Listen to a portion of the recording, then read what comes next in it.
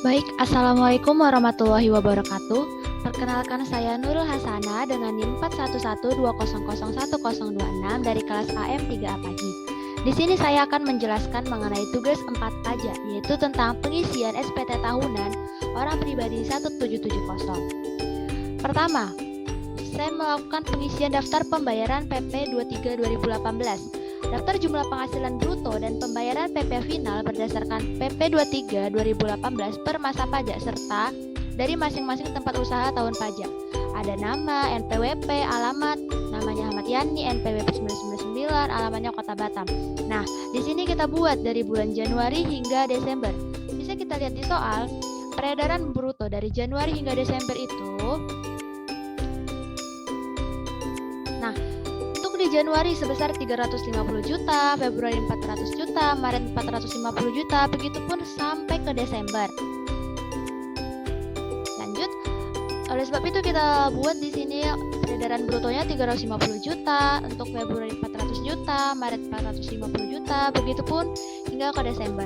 Nah, bagaimana pencarian PP finalnya? Tinggal kita kali 0,5% saja. Semisal untuk peredaran bruto Januari 350 juta, kita kali 0,5% sebesar 1.750.000. Untuk yang Februari sebesar 2 juta. Begitupun seterusnya hingga Desember. Setelah itu, kita jumlahkan peredaran brutonya sebesar 4.750 juta. Dan untuk PP finalnya 23.750.000. Oke, lanjut ke 1770 lampiran 4.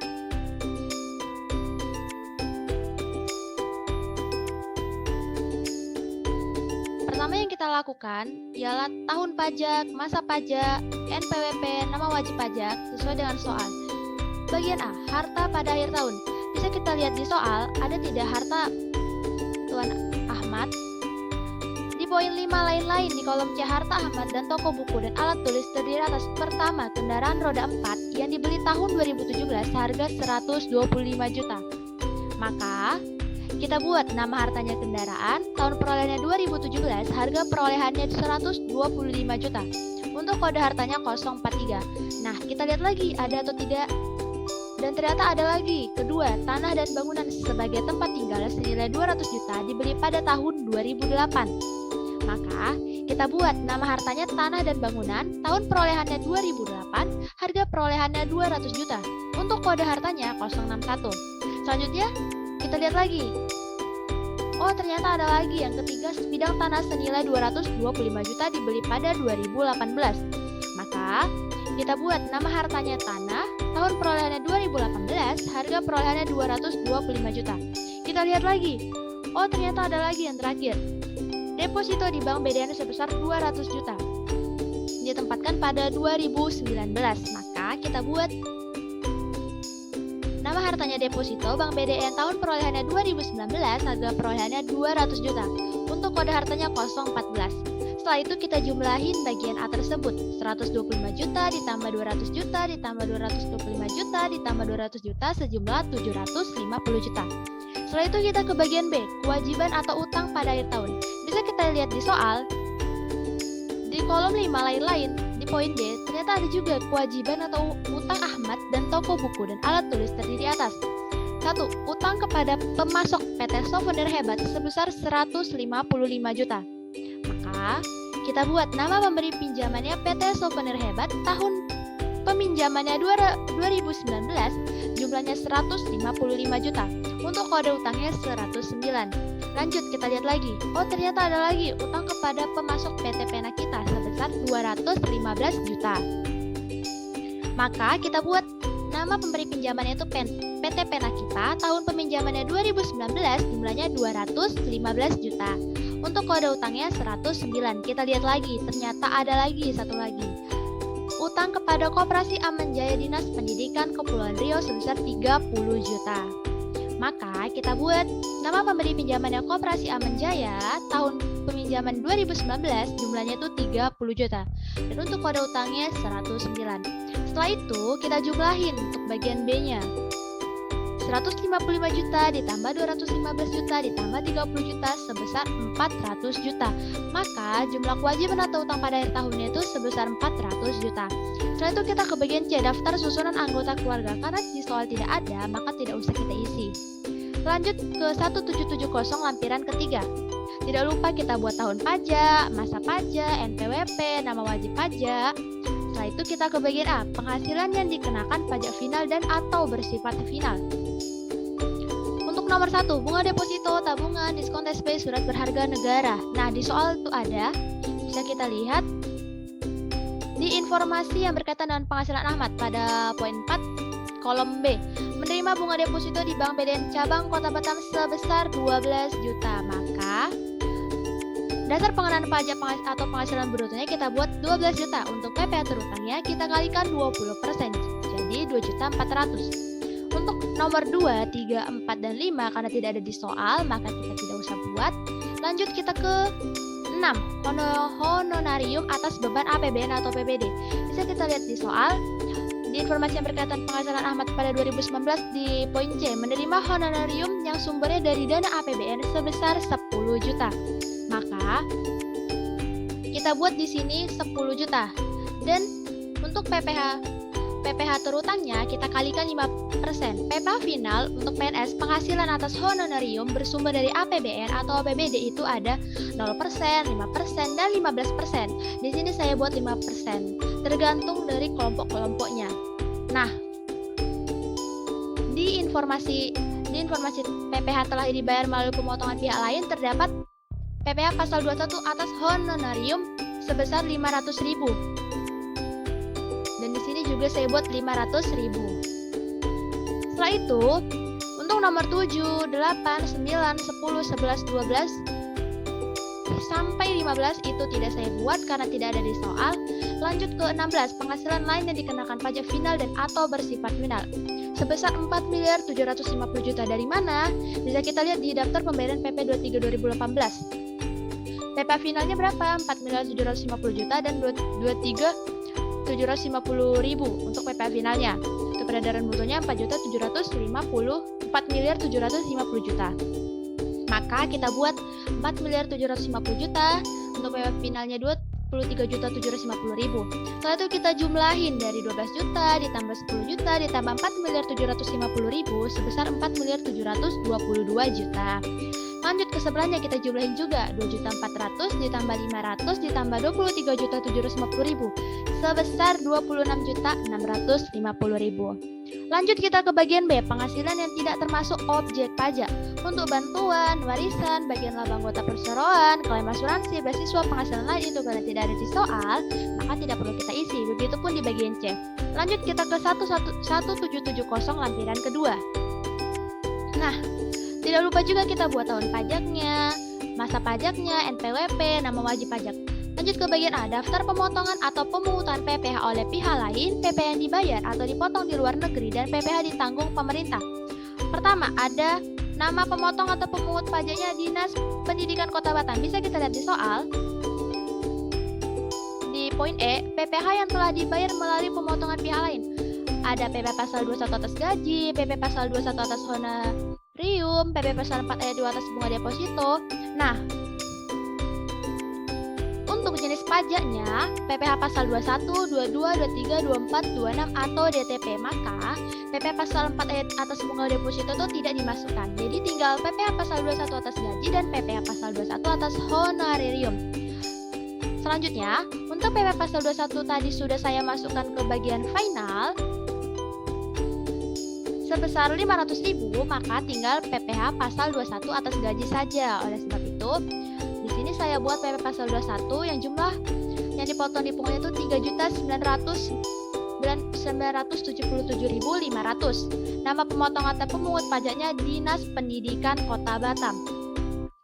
Karena dia bekerja sebagai PNS pada Dinas Pendidikan Kota Batam. Lanjut. Sekarang kita ke bagian 1770 lampiran 1 halaman 2. Nah, tidak lupa tahun pajak, masa pajak, NPWP, nama wajib pajak. Lanjut kita ke bagian B, penghasilan neto dalam negeri dari usaha dan atau pekerjaan bebas bagi wajib pajak yang menyelenggarakan pencatatan. Untuk jenis usaha dagang, industri, jasa, pekerjaan bebas, lainnya itu karena tidak ada di soal, maka tidak perlu kita isi. Lanjut ke C, penghasilan neto dalam negeri sehubungan dengan pekerjaan tidak termasuk penghasilan yang dikenakan PPh bersifat final. Penghasilan netonya bisa kita lihat di soal. Di informasi yang berkaitan dengan penghasilan Ahmad pada 2019.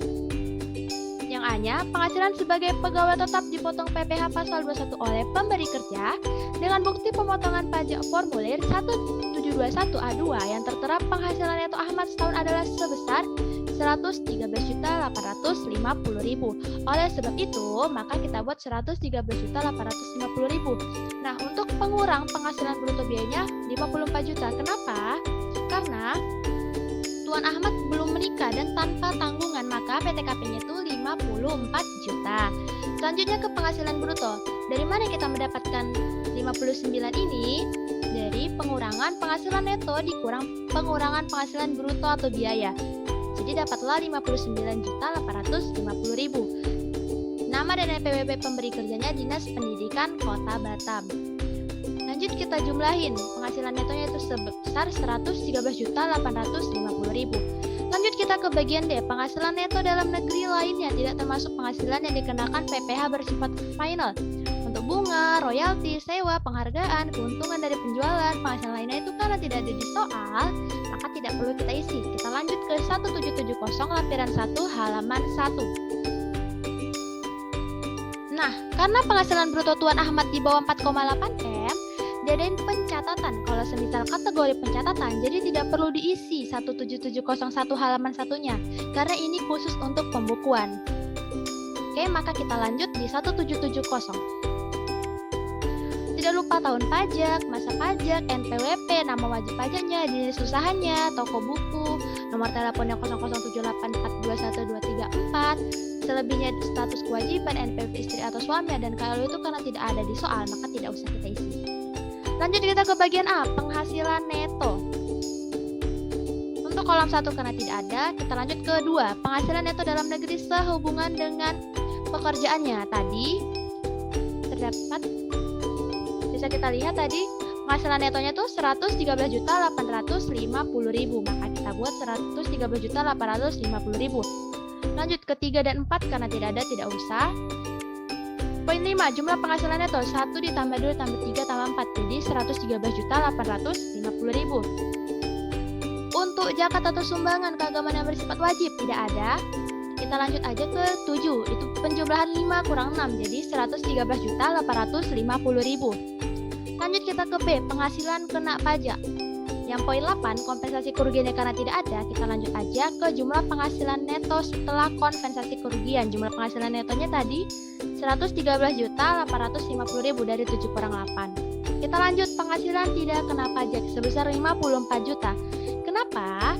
Karena Tuan Ahmad belum menikah dan tanpa tanggungan. Oleh sebab itu PTKP-nya sebesar 54 juta. Untuk penghasilan kena pajaknya diperoleh dari jumlah penghasilan neto dikurang PTKP-nya, jadi sebesar 59.850.000. Untuk PPh terutangnya, tadi pasal 17 UU PPh kali angka 11. Bagaimana mencarinya? Baik, bisa saya jelaskan.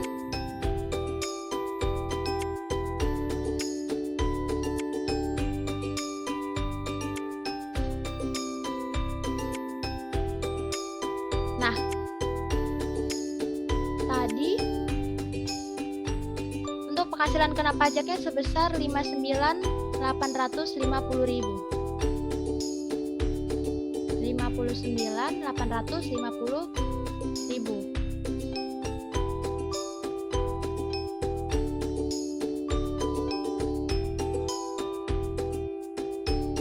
Nah, untuk penghasilan di bawah 50 juta,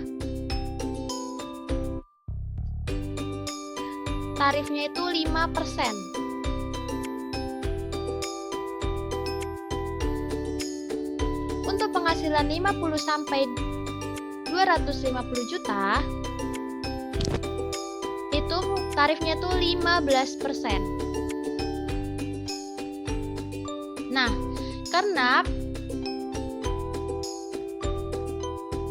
penghasilan kena pajaknya itu sebesar 59.850.000 itu masuk ke tarif 15%.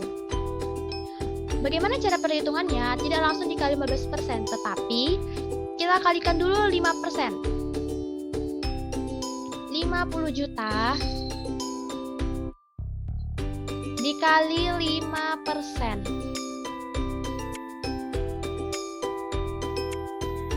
Karena maksimal jumlahnya itu 50 juta. Jadi kita 50 juta dulu dikali 5%. Berapa?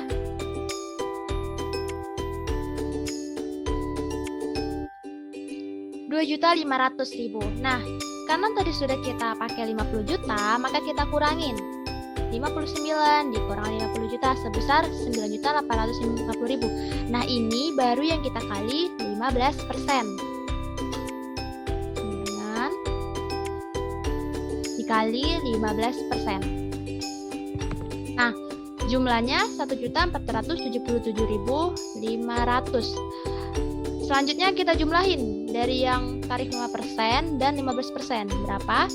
3.977.500. Oke, kita lanjut.